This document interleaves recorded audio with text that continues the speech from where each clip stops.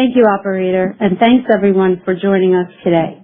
I'm here with Ken Traub, Comtech's Chairman, President, and CEO, Mike Bondi, our CFO, Daniel Gazinski, President of our Satellite and Space Communications segment, and Jeff Robertson, President of Illyrium. After Ken, Mike, Daniel, and Jeff's remarks, they will be available for questions. Before we get started, please note we have a detailed discussion of the quarter in the press release and 10-Q we issued this morning, which are available on our website as well as the SEC's website. Certain information presented in this call will include, but not be limited to, information relating to the future performance and financial condition of the company's plans, objectives, and business outlook, and the plans, objectives, and business outlook of the company's management.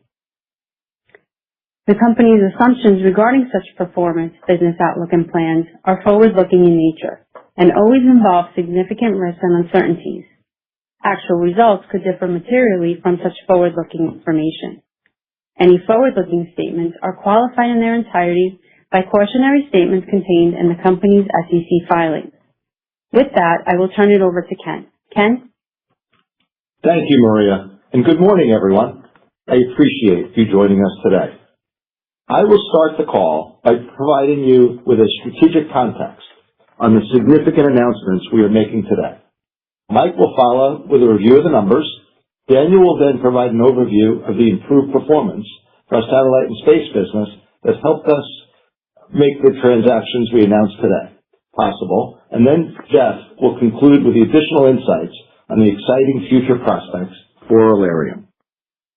In my first conference call as CEO of Comtech in early 2025, I had two phases of my discussion with you. The first phase was to share my background and my perspective on leadership. I emphasized then that I believe the most critical factor for success in leadership, particularly in a turnaround, is building trust with all key stakeholders.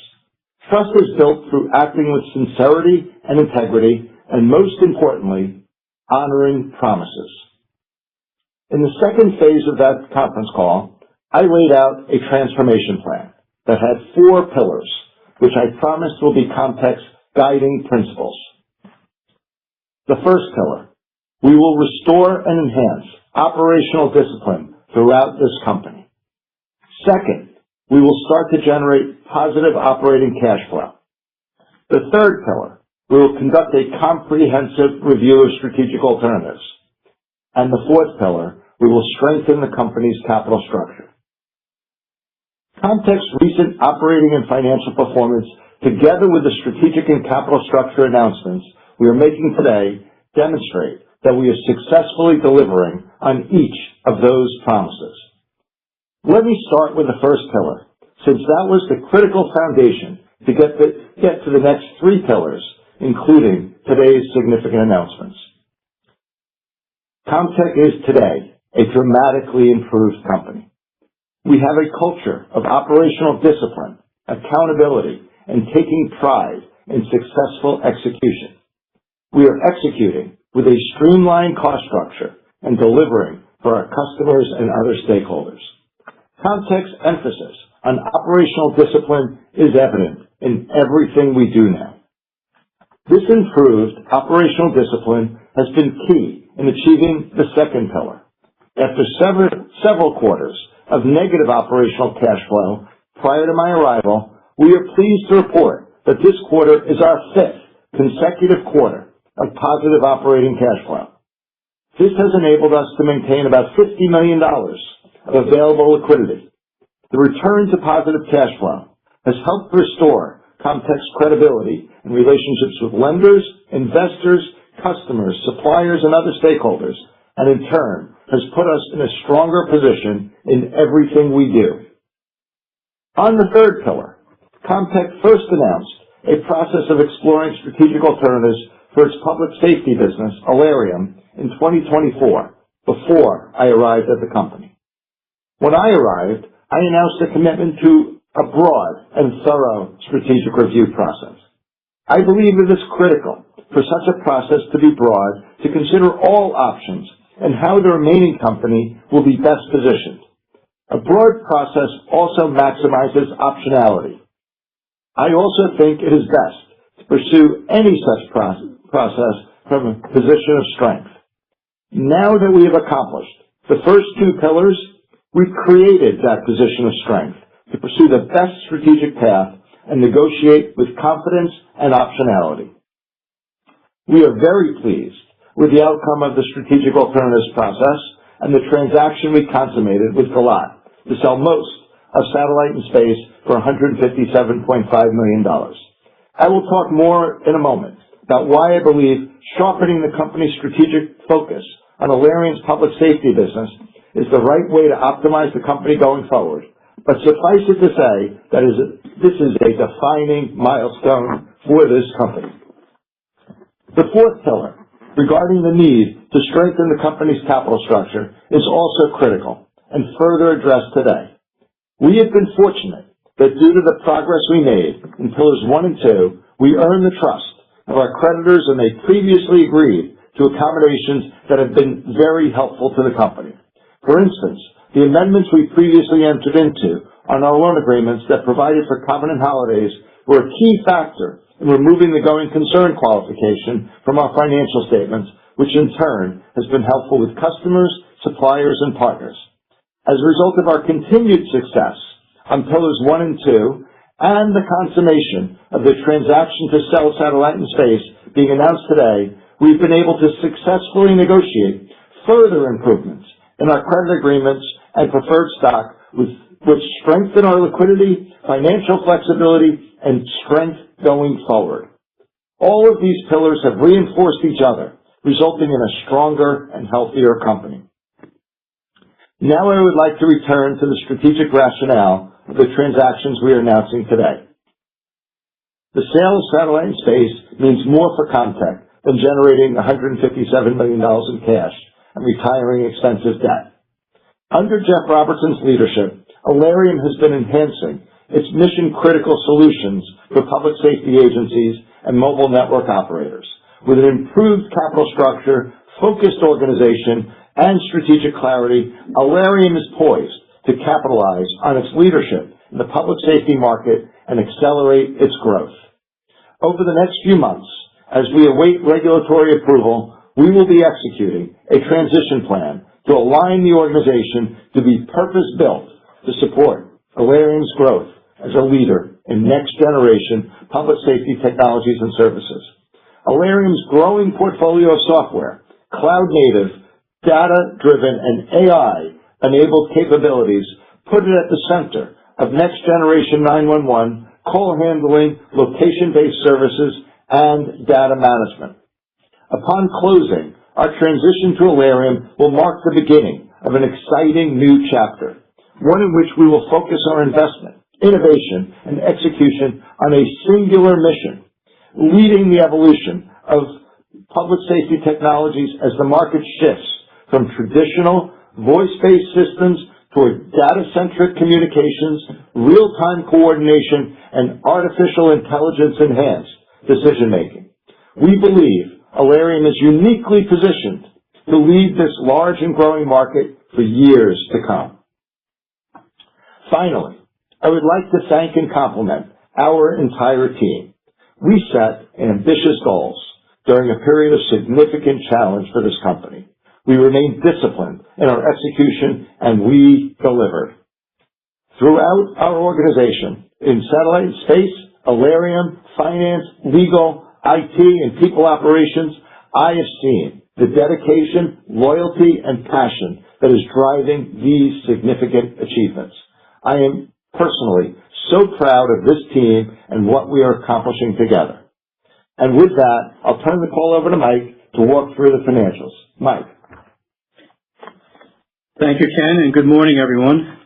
As Ken just highlighted, it is extremely rewarding to see the significant progress that our organization is achieving on multiple fronts. Effectuating transformational changes like we have experienced to date over the past several quarters is not trivial and is a clear testament that our employees take extreme pride in what they do and in delivering successful outcomes.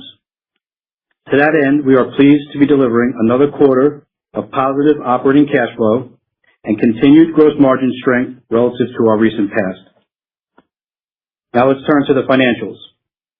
Net sales for the third quarter were $106 million. This compares to $126.8 million in the third quarter of last year. The decrease in consolidated net sales reflected the decision to phase out certain low or no margin revenues in our Satellite and Space Communications segment. Alerium reported net sales consistent with the prior year period, excluding a $3 million retroactive billing event that benefited the third quarter of last year. Gross profit in the third quarter was $36.1 million, or 34% of net sales, compared to $38.9 million, or 30.7% of net sales in the third quarter of fiscal 25. Our gross profit percentage reflects overall product mix changes and improved operational and financial performance as a result of our transformation initiatives to enhance efficiency, streamline product lines with a focus on strategic, higher operating margin products, and reducing cost structures in order to free up investment back into the business. The improvement in our gross profit percentage builds upon the quarterly trend achieved throughout fiscal 2025 and the first two quarters of fiscal 26. In our third quarter of fiscal 2026, we reported an operating loss of $3.1 million, which compares to an operating loss of $1.5 million in the third quarter of last year. Our most recent quarter reflects $4.6 million of amortization of intangibles, $2.4 million of restructuring costs, $1.2 million of non-cash amortization of stock-based compensation, and nominal CEO transition costs, as further discussed in our Form 10-Q filed earlier today. Excluding such items, our consolidated operating income for the third quarter would have been $5.1 million, or 4.8% of net sales. Again, the prior year period included the benefit of Alerium's $3 million of retroactive billing events. Adjusted EBITDA in the third quarter was $8.2 million, or close to 8% of net sales, compared to $12.6 million in the third quarter of last year. The year-over-year comparison reflects the factors discussed above, including the prior year benefit from Alerium's retroactive billing event. Net bookings were $70.5 million in the third quarter, resulting in a book-to-bill ratio of 0.67. This compares to $71 million of net bookings and a book-to-bill ratio of 0.56 in the prior year comparable period.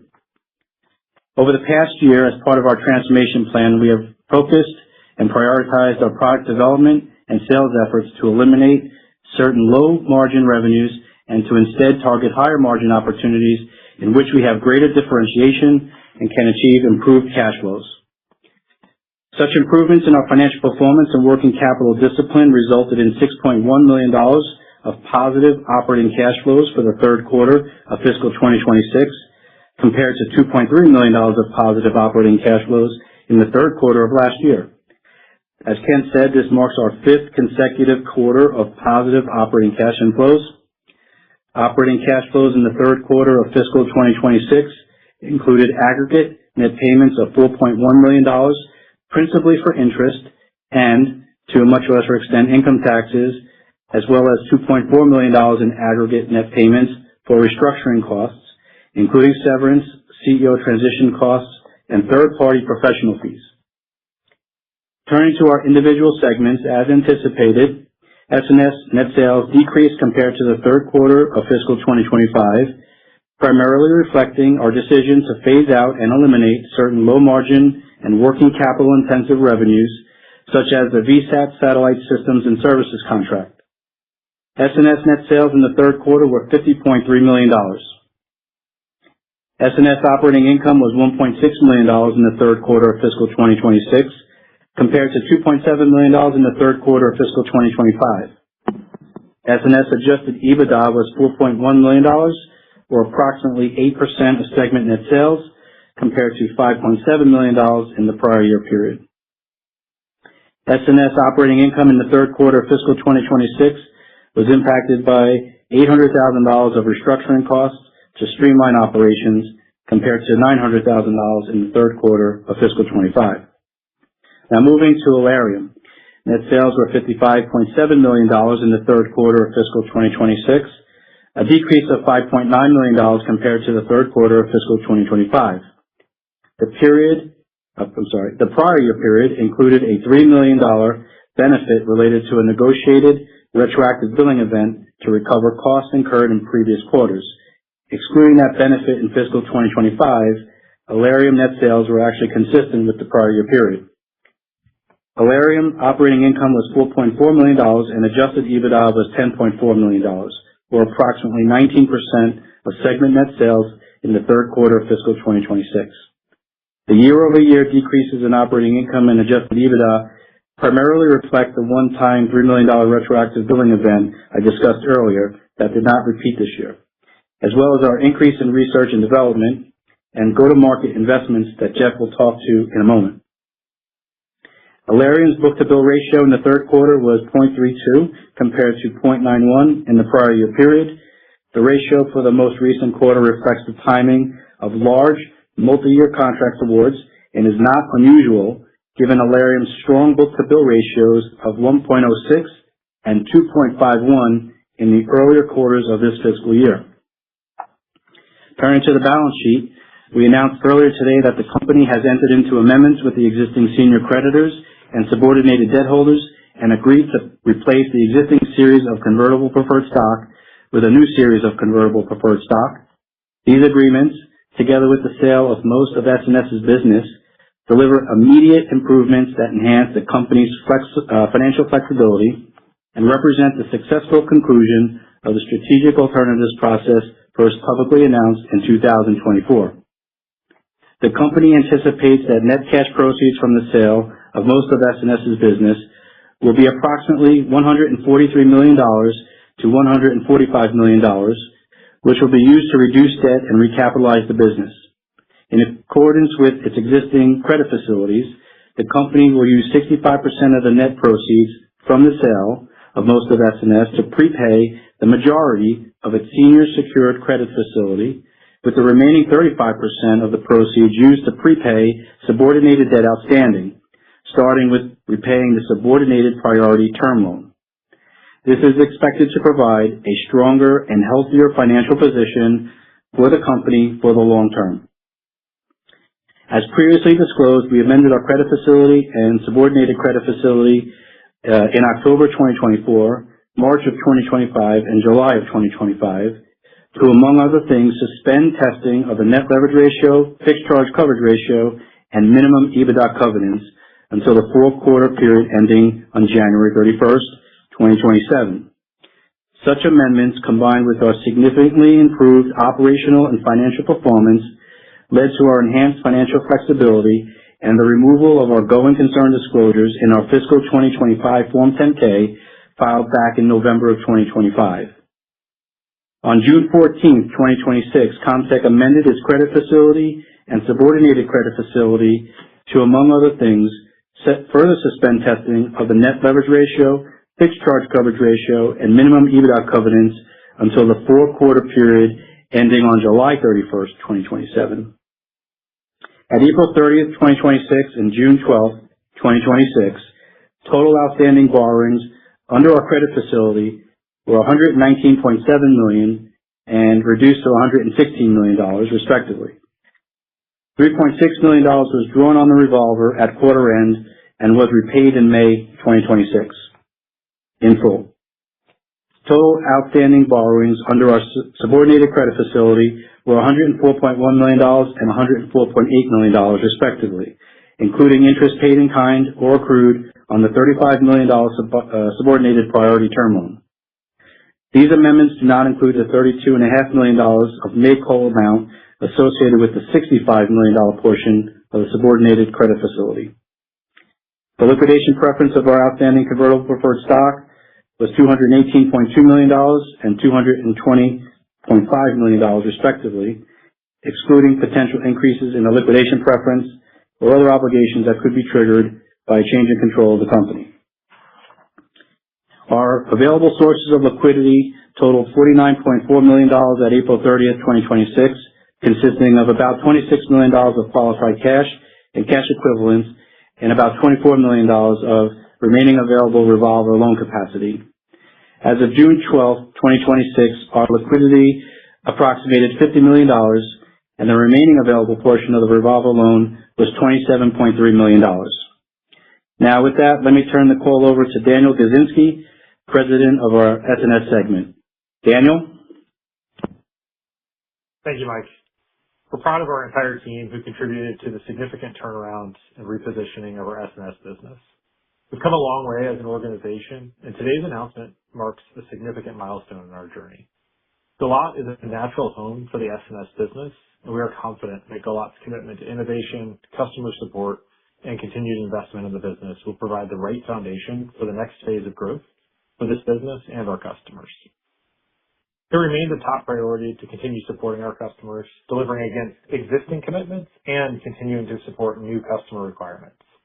The third quarter reflected stronger demand across several areas where S&S has differentiated capabilities, with key awards including over $7 million in funding for several rapidly deployable troposcatter systems intended for use by an international government end customer, approximately $6 million in incremental funding for ongoing training and support of complex cybersecurity operations for U.S. government customers, approximately $4.9 million in incremental funding to design and manufacture antenna-related equipment for a U.S. government end customer, and additional funded orders for long-range missile and rocket launch tracking systems, antennas, feeds, and satellite ground infrastructure solutions.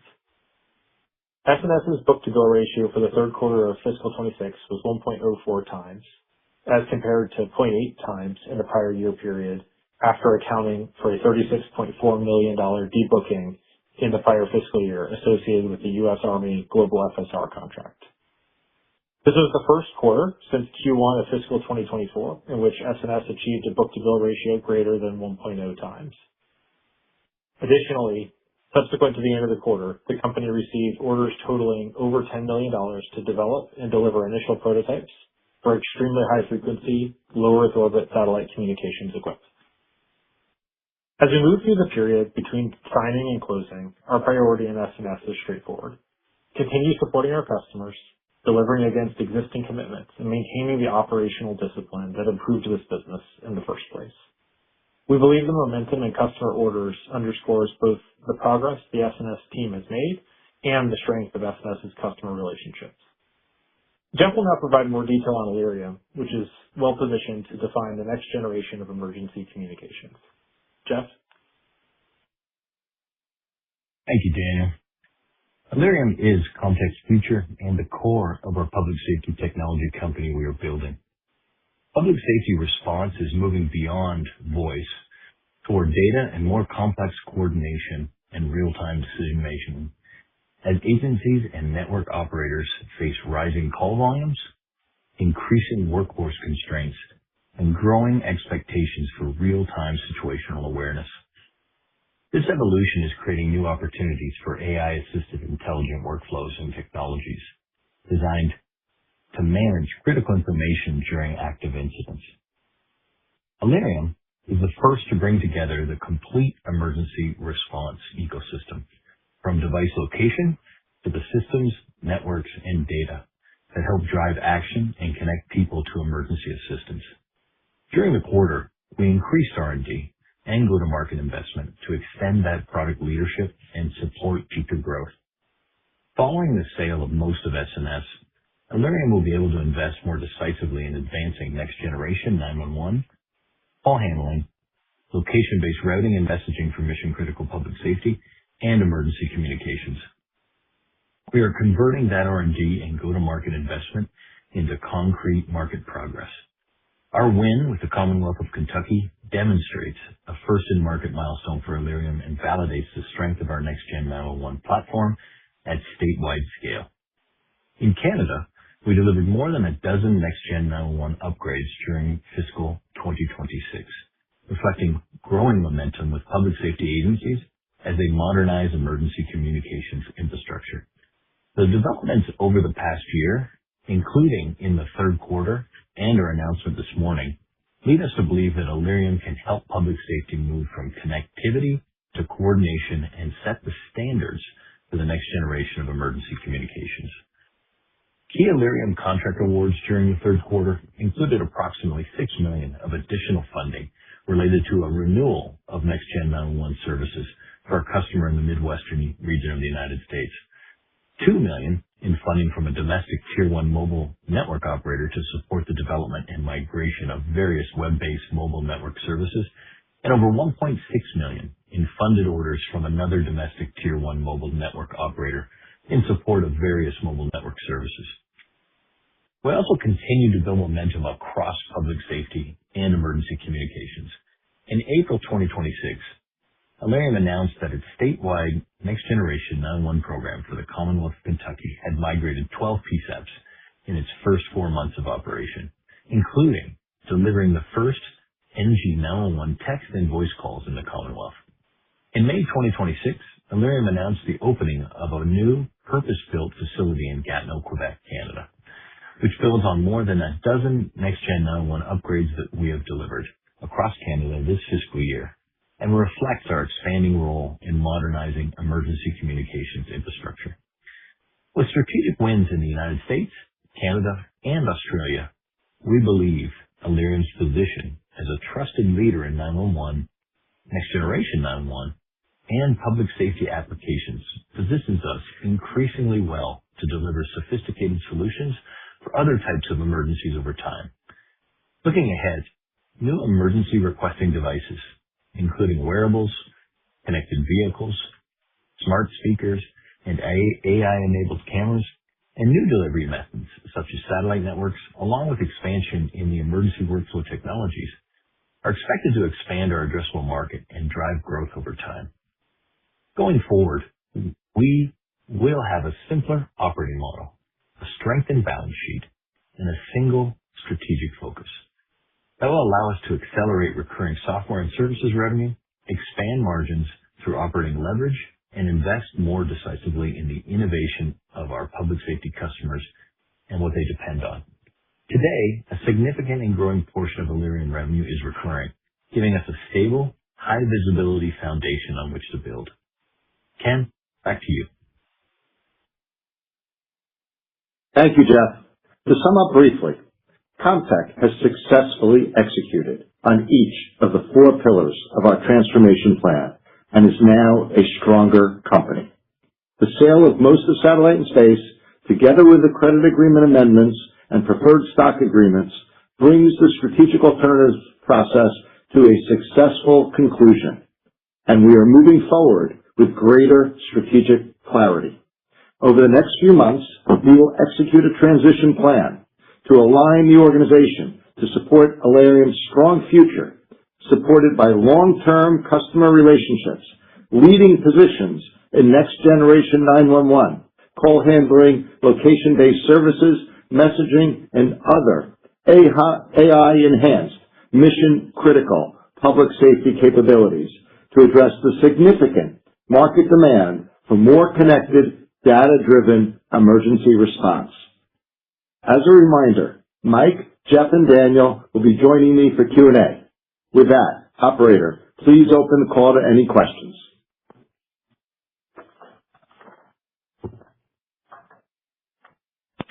Thank you. At this time, we will open the floor for questions. If you'd like to ask a question, please press *1 on your touchtone phone. To remove yourself from the queue, you may press *2. Again, that's *1 to ask a question, and we'll pause for just a moment to allow questioners time to queue.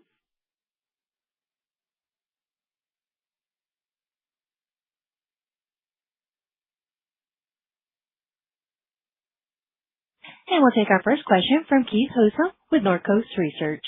Please go ahead. Your line is open. Good morning, gentlemen, and congratulations on the announcement. It wasn't what I expected this morning, but glad to see it. And again, congratulations to the efforts. I know it's a huge deal. Ken, obviously, the operations turnaround within the S&S segment, has been in swing here, but there's more room to go. I guess why now, and why not wait a little bit longer to see perhaps to maximize the value any further? Good question, Keith. It's a balancing. The company's been looking at strategic alternatives for a long time because we have a heavy and expensive capital structure. And part of the reason why the company started considering strategic alternatives in 2024 was to address that capital structure.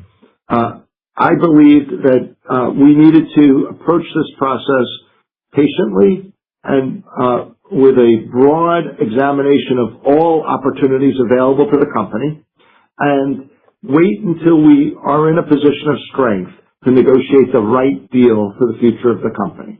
So we looked at all options, right? And it was considered selling any aspect of the business. And we believe this is really the best way to optimize the long-term future of the business. Alerium has tremendous growth prospects. It's a really nice business. And we are now in a position where satellite and space has been turned around sufficiently where we're able to consummate this type of a deal where it's a good outcome for the sale of this business, but even more importantly, it enables us to now reorient the entire focus of the company to support the long-term growth of Alerium. So we think the time was right. We finally got the company in the right position of strength to be able to negotiate a good deal for satellite and space, and we're leaving the remaining business in a very strong position for long-term growth. Okay, thanks. Appreciate it. Obviously, it's been a long way in helping your capital structure, but you're going to still be remaining with a good amount of subordinated debt and your convertible preferred stock. But you also have the shelf registration that's been out there since April. What does the capital structure for the company look like a year from now? Well, we'll see. So the proceeds of this transaction will be used to pay down the debt. 65% of the proceeds of the sale of satellite and space will go to pay down the senior term loan. That in and of itself is almost all of the outstanding amount on the term loan. So it will be easy for us to either use liquidity to pay off the balance, or we'll be able to refinance with a new senior term loan. 35% of the proceeds will go towards paying the subordinated debt, and that will be more than sufficient to take out the most recent tranche, which is tranche 3, and then we'll work towards tranche 1 and 2. We would anticipate that once we consummate this transaction and we refinance the senior debt, those proceeds will be sufficient to take out all the rest of the senior debt, and then we'll the rest of the subordinated debt. Then we'll emerge with a really clean and healthy capital structure going forward. Yeah, appreciate it. And did I hear that you're going to be part of the amendments will be suspending the debt leverage ratio for the debt until July 2027? Is that correct? That's correct. So, and that's a nice additional concession that we got from both the senior term loan lenders as well as the subordinated lenders. So that that was one of the factors that was helpful to us in removing the going concern qualification when we last got the covenant holiday, and now we've got an additional covenant holiday. And that combined with the company's consistent generation of cash flow, we're confident that we will continue to maintain the financial reporting without a going concern qualification. Gotcha. And then the cybersecurity business is going to be retained as part of the S&S segment. Can you give us a little bit of a financial profile of that in terms of how much revenue and profitability that is, and is that an ongoing business for you guys? Sure. So it's about $20 million in revenue, and it's net about a $3 million of EBITDA contribution. Got it. Okay, appreciate it.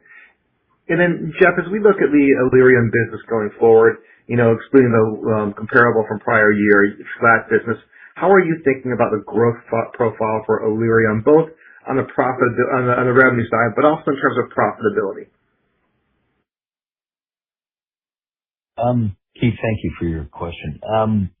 For the future, when we look at the profitability of the business, it's really a matter of using scale to our advantage to improve margin profitability.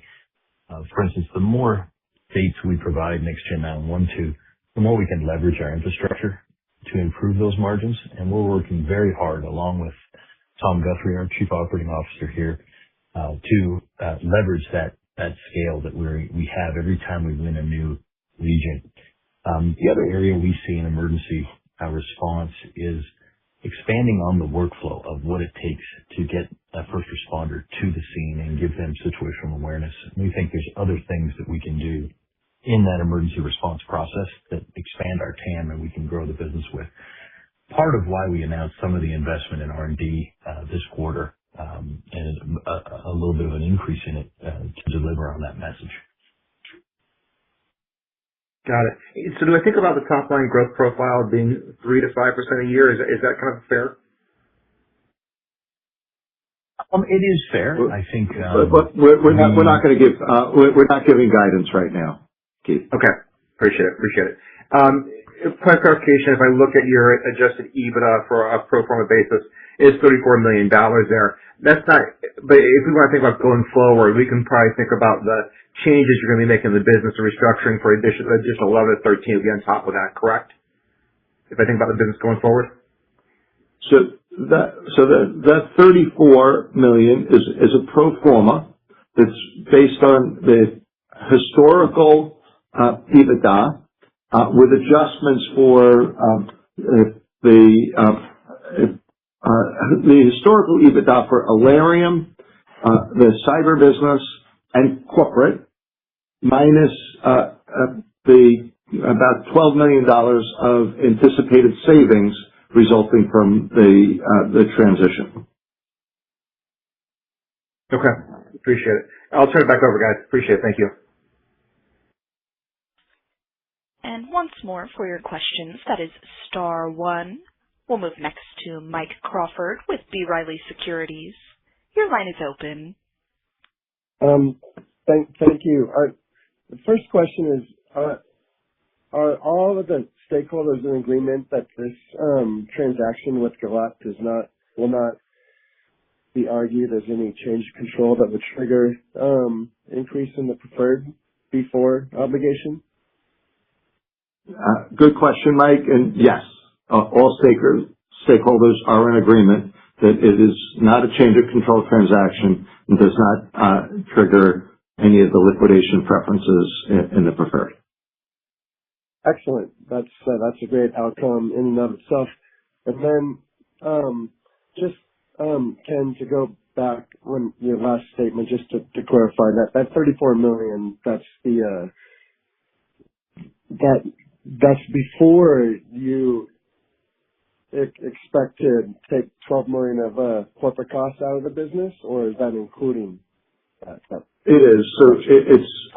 So the way to look at that $34 million is the historical, not the projected, Alarium EBITDA plus the cyber plus the cost of existing corporate minus a estimate of the near-term savings of $12 million. I'm sorry, so by minus, does that mean after that occurs that $34 million, if nothing else, correct, would be? So it's a pro forma. So the $34 million, Mike, is reflective of $12 million of cost savings. Okay, perfect. And then, are there any other assets that you're retaining that might be surplus to requirements, like any real estate owned, or like I'm not sure exactly what's going to get out, like build facilities in Arizona, etc. No, we are retaining two operations. One in Florida and one in Beaufort, Georgia. That includes our cyber operations and a small services business. In total, $20 million of revenue. In addition, we are retaining some legacy accounts receivable rights to collection of some legacy accounts receivable that will be incremental proceeds to the company.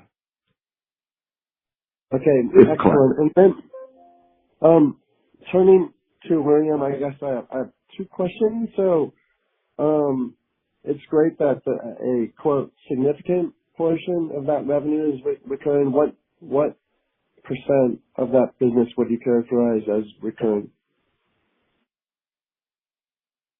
revenue? Thanks, Mike. I'm not going to give exact numbers on our recurring revenue, but I will tell you it's a significant portion, and we see it growing over time. As the business morphs, it's moving more from a traditional software licensing model into a more recurring model for the business right across all our product lines. So I'm not prepared to give an exact number or percentage, but suffice it to say it's a significant portion and growing. Yeah. And Jeff, I would add to that, just to highlight, in our press release today, we announced for the RemainCo, there's $554 million of funded backlog for the segment. And typically these are long-term contracts. They're mostly services, software-based services. Yes, from time to time you'll have deployments up front. So there might be, some activity on the front end of a contract that will then run into monthly recurring services. But by and large, these are services that are provided on a consistent, steady state. So, the percentage, as Jeff said, is, significantly high for the segment. And something else to bear in mind in this business, there's a mutual dependency. When states and municipalities work with our Alarian business, they need our service, and there's a very high switching cost. There's a dependency on working with us, so these relationships tend to last for a long time. Yes. So that thank you, Ken and Mike, for that clarification. So that high switching cost is a double-edged sword where it's hard to wrest away someone else's business. So, are there any recompetes coming up that you'll likely win, given that there's a high switching cost? But conversely, are there any competitions that you're gunning for now that if you win would add an additional layer of growth to the business? Yeah, I'm going to let Jeff answer the specifics, but we're not going to get into specific competitive bids. But we'll give you more flavor on why key drivers of growth in the business. But go ahead, Jeff. Yeah, Mike, you bring up an interesting point. Is again, we're not going to get on specific deals or opportunities, but there are recompetes coming out in the marketplace, and what's changing is there are competitive features now as the market evolves, and we believe we have some very strategic competitive advantages, and part of that is because we do 911 call handling next gen as well as the network, gives us some edges in these recompetes. So I'm pretty bullish on some of these recompetes and the competitive advantage that we have going forward, as well as some other services that we offer that differentiate us from others. And keep in mind, we are the largest direct provider of next-gen 911 to the states. And other competitors will either go through a local exchange carrier or a channel partner, whereas we are the largest that deal directly with the states. And I also think that gives us a distinct advantage to be able to customize to their needs. So there are recompetes coming out, but I also think there are some with competitive advantage that we can win or positioned well to win. All right. Well, thank you very much.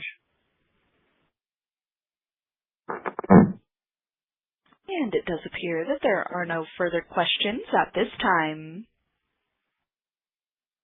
Well, I would like to thank you all for your ongoing support, and we look forward to continue to keep you updated on our progress. Thank you all. Have a good day. Thank you. This brings us to the end of today's meeting. We appreciate your time and participation. You may now disconnect.